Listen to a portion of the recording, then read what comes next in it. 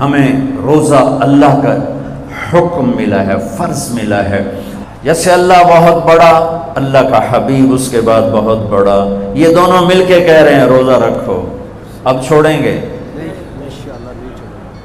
رمضان آ رہا ہے اور میرے نبی آمد سے پہلے ممبر پر کھڑے ہوتے ہیں اور کہتے ہیں وہ کون آ رہا ہے، ماذا یستقبلکم وماذا تستقبلون۔ پھر فرماتے ہیں وہ کون آ رہا ہے، ماذا یستقبلکم وماذا تستقبلون۔ پھر آپ کہتے ہیں وہ کون آ رہا ہے، ماذا یستقبلکم وماذا تستقبلون، 3 دفعہ وہ کون آ رہا ہے، وہ کون آ رہا ہے، وہ کون آ رہا ہے۔ صحابہ ویکھن لگ گیا آیت ہے کوئی نہیں جی، کی فرما رہے ہیں، او آ رہے ہے، او آ رہے ہے، او آ رہے ہے۔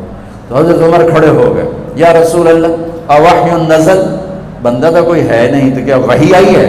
ہمیں کہا نہیں۔ تو کیا کوئی دشمن آ رہا ہے جو آپ نے دور سے دیکھ لیا ہے اور ہم اس کی تیاری کریں؟ ہم نے کہا نہیں۔ تو کہتے پھر کون آ رہا ہے؟ ہم نے کہا رمضان آ رہا ہے، رمضان آ رہا ہے۔ فرض 70 فرضوں کے برابر، نفل فرض کے برابر، تراویح کے ہر سجدے پر 1500 نیکی، ہر سجدے پر 1500 نیکی، تراویح کے ہر سجدے پر جنت میں خوبصورت گھر جس کے 60,000 سونے چاندی کے دروازے، تراویح کے ہر سجدے پر جنت میں ایک درخت سونے چاندی کا جس کے نیچے 100 سال عربی گھوڑا دوڑ سکتا ہے۔ یہ میرے رب کا کرم، فضل، انعام۔ شیطان قید کر دو، ہو گئے۔ جنت کے دروازے کھول دو، کھل گئے۔ جہنم کے بند کر دو، بند ہو گئے۔ اے مچھلیوں، اے چونٹیوں، اے پرندوں، اے پروانوں، اے سانپ بچھو، تم بھی روزے داروں کے لیے دعا شروع کر دو۔ کر دی۔ سمندر کی مچھلیاں، زمین کی چونٹیاں، روزہ رکھنے والوں کے لیے دعا۔ اور افطاری کے وقت دسترخوان بچھا ہوا ہے، کھانا سامنے ہے، کھا نہیں رہا، ہاتھ اٹھا کے دعا مانگ رہا ہے۔ میرا اللہ کہتا ہے انہوں کڑی شہروں کی بیٹی کھاندہ کیوں نہیں، اے پیندہ کیوں نہیں؟ دسو نا فرشتے ہو، دسو نا یہ کیوں نہیں کھاندا، یہ کیوں نہیں پیندا؟ کہ مولا تیری خاطر، کہ بس ٹھیک ہے پھر میری تسبیح چھڑ دیو تو میرے روزے داراں دی دعا تے آمین شروع کر دو۔ حتیٰ کہ اللہ عرش کے فرشتوں سے فرماتا ہے کہ میری تسبیح چھوڑ دو۔ اور اس وقت جو افطار پر دسترخوان سجے ہوئے ہیں اور لوگ کھانے سامنے رکھ کے بیٹھے ہوئے ہیں کہ اللہ کا امر آئے گا، میرے نبی بھی ایسے ہی فرماتے تھے۔ میرے نبی نے 9 رمضان دیکھے، 9 رمضان میرے نبی نے دیکھے۔ ان میں 2 30 کے تھے، 2 رمضان 30 کے اور 7 29 کے۔ اور آپ بھی کھجور سامنے رکھ کے بیٹھے ہوتے تھے اور ایک آدمی اوپر کھڑا ہوتا تھا اور وہ سورج کو ڈوبتا دیکھ رہا ہوتا تھا۔ جو ہی سورج ڈوبتا وہ کہتا یا رسول اللہ غربت، ڈوبا، آپ فوراً کھجور منہ میں رکھتے تھے۔ آپ سحری بالکل آخر میں کرتے تھے اور افطاری فوراً کرتے تھے تاکہ امت پہ بھوک کا ٹائم تھوڑے سے تھوڑا ہو۔ یہ رحمت للعالمین ہی ہے۔ آپ افطاری دیر سے، آخری لقمہ، آخری کھجور منہ میں یا آخری لقمہ، اور بلال اذان دیتے تھے اور ادھر یوں سورج چھپا اور ساتھ ہی لقمہ منہ، ساتھ ہی منہ میں۔ ہم 2-2.5 منٹ لیٹ کرتے ہیں کہ احتیاط احتیاط، چلو ٹھیک ہے، لیکن میں اپنے نبی کا بتا رہا ہوں کہ فوراً ڈوبتے ہی منہ میں کھجور یا پانی یا دودھ کی لسی، اس سے آپ افطار فرماتے تھے۔ اور ایک واقعہ ہوا، بادل تھے تو بادل میں اندازے سے افطار ہوتا ہے، سب نے افطار کر لیا، میرے نبی نے بھی افطار کر لیا۔ اور تھوڑی دیر بعد جب نماز پڑھنے کے لیے اٹھے تو بادل ہٹے تو سورج کھڑا ہوا تھا، تو وہ روزہ سب کا قضا ہوا۔ پھر رمضان کے بعد سارے مدینے نے، میرے محبوب نے بھی وہ روزہ دوبارہ قضا کیا۔ تو میرے بھائیوں، اس مہینے میں اللہ نے قرآن کو اتارا، اس میں لیلۃ القدر کو اتارا، اس میں اللہ تعالیٰ نے مسلمانوں کو پہلی دفعہ فتح عطا فرمائی، جنگ بدر کی فتح کا تحفہ رمضان میں، مکے کی فتح کا تحفہ رمضان میں، جس سے اللہ بہت بڑا اور اللہ کا حبیب بہت بڑا۔ پھر اللہ نے اپنے حبیب کو امت بھی اسی کے حساب سے دی۔ میں تھوڑا فرق بتاؤں موسیٰ علیہ السلام کی امت اور میرے نبی کی امت کی۔ موسیٰ علیہ السلام کی قوم آگے موسیٰ پیچھے ہارون، اور چلتے چلتے سمندر پہنچے، آگے آ گیا سمندر، پیچھے آ گیا فرعون۔ قال اصحاب موسیٰ، موسیٰ علیہ السلام کے ساتھی صحابہ اس میں طنز ہے کہ اتنی صحبت اٹھا کے بھی عقل نہ آئی.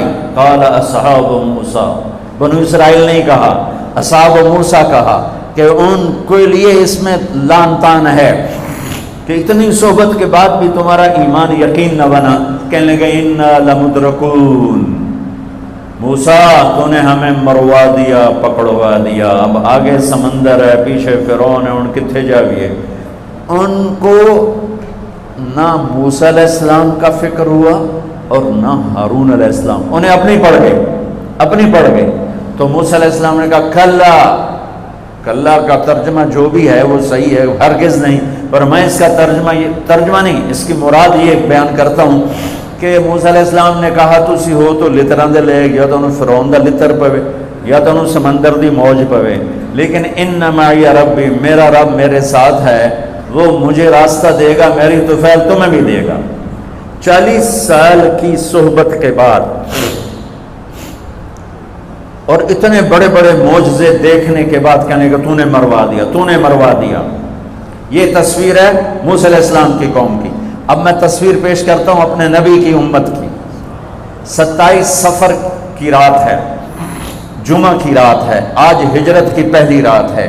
میرے نبی اور صدیق دونوں ہجرت کے لیے نکل رہے ہیں. میرے نبی پنجوں کے بل چل رہے ہیں تاکہ پاؤں کا نشان کھوجی پہچان نہ لے. ابو بکر کبھی آپ کے آگے چلتے ہیں، کبھی پیچھے چلتے ہیں. موسیٰ علیہ السلام کی قوم نے کہا تو نے مروا دیا، اب کیا کریں. ابو بکر کبھی آگے کبھی پیچھے، کبھی آگے کبھی پیچھے، اور 3 میل کا فاصلہ ہے. آپ نے کہا ابو بکر کیا کرتے ہو، کبھی آگے کبھی پیچھے، کبھی میرے آگے ہو جاتے ہو، کبھی میرے پیچھے ہو جاتے ہو. کہ یا رسول اللہ اخاف الرصد فامشی امامک اخاف الطلب فامشی خلفک. یا رسول اللہ، واہ واہ واہ واہ، جب مجھے یہ خیال آتا ہے کہ آگے کوئی دشمن چھپا ہوا حملہ نہ کر دے تو میں آگے ہو جاتا ہوں کہ میرے اوپر وار پڑے، آپ پہ نہ پڑے. اور جب مجھے خیال آتا ہے پیچھے سے کوئی حملہ نہ کر دے تو پھر میں پیچھے ہو جاتا ہوں کہ میرے اوپر وار پڑے، آپ پہ نہ پڑے. انا لمدرکون. اور یہ صدیق کا عمل مقابلہ کر کے دیکھو. پھر جب غار ثور پہ چڑھنے کا وقت آیا تو آپ کے 4 میل چلنے سے پنجے سارے زخمی ہو گئے، آپ نہیں اوپر چڑھ سکے. ابو بکر نے آپ کو کمر پہ بٹھایا اور پورا پہاڑ اوپر لے کر گیا، پورا پہاڑ. غار کے دروازے پر جا کر آپ کو باہر کھڑا کر دیا. رسول اندر نہیں آئیں گے. آپ اندر گئے، اندھیرا تھا، ٹٹول کے سارے غار کے سوراخ پتھروں سے بند کیے، سوراخ باقی رہ گئے. پگڑی اتاری اور پھاڑ کے سوراخ بند کیے. پھر سوراخ باقی رہ گئے تو کرتا اتارا اور پھاڑ کے سوراخ بند کیے. سارے سوراخ بند کر کے ایک باقی تھا جس میں سانپ تھا، اس پہ اپنی ایڑی ڈال دی. یہ جو سانپ ڈس رہا تھا، اس میں علماء نے ایک بات عجب فرمائی ہے کہ وہ اپنے سانپ ہونے کی فطرت سے نہیں ڈس رہا تھا، وہ احتجاج کر رہا تھا ایڑی ہٹا، میں بھی دربار نبوت کا دیدار کرنا چاہتا ہوں. وہ سانپ اس لیے زور لگا رہا تھا کہ مجھے بھی تو دیکھنے دے صدیق، تو ہمیشہ دیکھتا، آج مجھے دیکھنے، آج میرے بھاگ جاگ اٹھے. یہ علماء نے یہ بات لکھی ہے، میں اپنی طرف سے نہیں کہہ رہا ہوں. جب سارے سوراخ بند اور سام والے سوراخ پہ ایڑی، یا رسول اللہ آئیے. آپ اندر آ گئے. اندھیرا گھپ ہے، کچھ پتہ نہیں چلا. تھوڑی سی جب روشنی ہوئی صبح کی تو میرے نبی نے دیکھا صدیق کا نہ پگڑی اور نہ کرتا. تو آپ نے فرمایا ابو بکر اچھا بھلا تو تھا، وہ کرتا کہاں گیا، تیری پگڑی کہاں گئی؟ تو انہوں نے دکھایا یا رسول اللہ یہ آپ سوراخ دیکھ رہے ہیں، مجھے ڈر لگا کوئی ان میں کوئی چیز ایسی تکلیف دینا ہو، تو میں نے کرتا پگڑی پھاڑ کے یہ سارے سوراخ بند کیے. تو میرے نبی چھلک پڑے، ایک دم روئے اور ہاتھ اٹھے، اللہ میں ابو بکر سے راضی ہوں، تو بھی اس سے راضی ہو جا، اور یا اللہ اسے جنت میں میرا ساتھی بنا دے.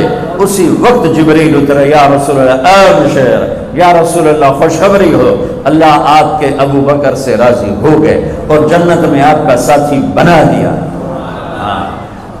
اللہ نے امت دی، وہ امت کہہ رہی ہے تو نے مروا دیا، اب ہمیں بتا تو ڈوب یا بچا، ہمیں بتا ہم کیا کریں.